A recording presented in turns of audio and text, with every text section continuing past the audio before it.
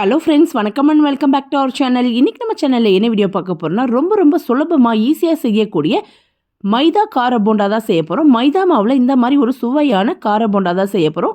அதுவும் நம்ம சாதாரணமாக செய்ய போகிறதில்ல. இன்றைக்கி காய்கறிகள் எல்லாம் மிக்ஸ் பண்ணி ரொம்ப சத்தான கார போண்டா தான் செய்ய போகிறோம். வாங்க இது எவ்வளோ சுலபமாக ஈஸியாக செய்யலான்றதை இந்த வீடியோவில் பார்க்கலாம். நம்ம சேனலை இப்போ தான் புதுசாக பார்க்குறீங்க, இன்னும் சப்ஸ்கிரைப் பண்ணல அப்படின்னா மறக்காமல் சப்ஸ்கிரைப் பண்ணிக்கோங்க.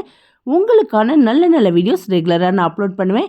வாங்க இப்போ வீடியோக்குள்ளே போய் இந்த சுவையான மைதா கார போண்டா எவ்வளோ சுலபமாக ஈஸியாக பண்ணலான்றதை நம்ம இப்போ பார்க்கலாம்.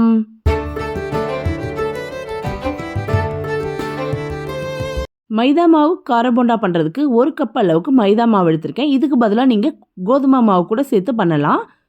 இதில் சின்ன குழிக்கரண்டியில் 1 குழிக்கரண்டி அளவுக்கு அரிசி மாவு, அதே குழிக்கரண்டியில் 1 குழிக்கரண்டி அளவுக்கு ரவை சேர்த்துக்கிறேன். அதே கரண்டியில் 1 கரண்டி அளவுக்கு தயிர், நல்லா திக்கான தயிர் சேர்த்துக்கோங்க.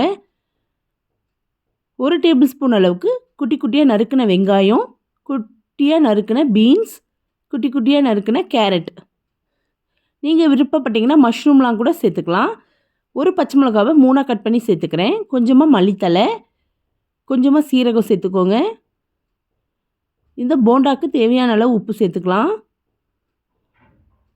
சேர்த்துட்டு ஃபஸ்ட்டு இதை நல்லா கலந்து விட்டுருங்க. கலந்து விட்டதுக்கப்புறமா நமக்கு எந்த அளவுக்கு தண்ணி தேவையோ அந்த அளவுக்கு தண்ணி சேர்த்து நல்லா கலந்துடலாம். இந்த போண்டாலாம் சுடும் போது மாவு நல்லா இறுக்கமாக ரெடி பண்ணக்கூடாது. கொஞ்சம் லூஸாக தான் இருக்கணும் மாவு. அப்போ தான் உங்களுக்கு போண்டா நல்லா புஷ்ஷுன்னு வரும்.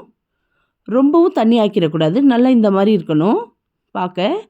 இப்போ இதை குழிக்கரண்டிலேயே எடுத்து நம்ம மீடியமான சூட்டில் இருக்கிற எண்ணெயில் சேர்த்து 2 பக்கமும் பொன்னிறமாக மாறுற வரைக்கும் நல்லா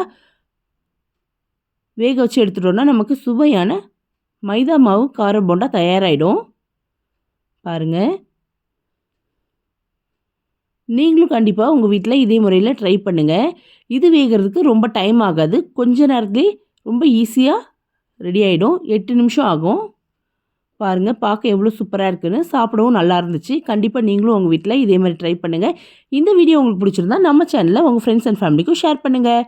நம்ம சேனலை சப்போர்ட் பண்ணுற எல்லாருக்குமே ரொம்ப நன்றி. நாளைக்கு வேறு ஒரு வீடியோவோட உங்களை நான் சந்திக்கிறேன். Take care friends.